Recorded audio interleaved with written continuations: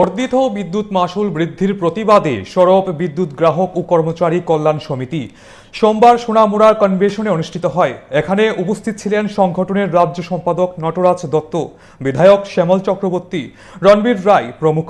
বক্তব্য রাখতে গিয়ে বর্ধিত বিদ্যুৎ মাশুলের প্রতিবাদ ও বিদ্যুতের নানা সমস্যা নিয়ে রাজ্য সরকারের বিরুদ্ধে সুর চড়ান নেতৃত্ব। পাশাপাশি দ্রুত সমস্যার সমাধান না হলে আন্দোলনে যাওয়ার হুঁশিয়ারি দিয়েছেন তারা। কাজ করবেন, এটাই কল্যাণকামী রাষ্ট্রের মূল বিষয়। তো সেই দিক দিয়ে দেখলে পরে আমরা দেখব যে বিদ্যুৎটা পণ্য না, এটা পরিষেবা হিসাবে আমরা দেখব, এবং এতদিন তাই দেখে এসেছি।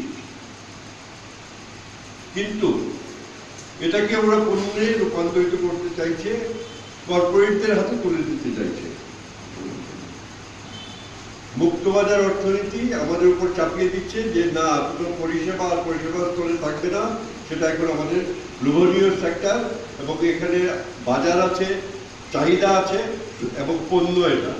সুতরাং আমরা আমাদের মতো করে চালানোর চেষ্টা করব, এবং দেশটাই আস্তে আস্তে কেমন জানি দেখছি তো নগরত্ব কোথায় গেছে, সবগুলো আস্তে আস্তে সব প্রাইভেট সেক্টরের হাতে চলে যাচ্ছে, এবং পুঁজিপতিরা এটা দখল দিচ্ছেন। রেল লাইন থেকে শুরু করে বিমান সবকিছুই এখন আস্তে আস্তে চলে যাচ্ছে পুঁজিপতিদের হাতে।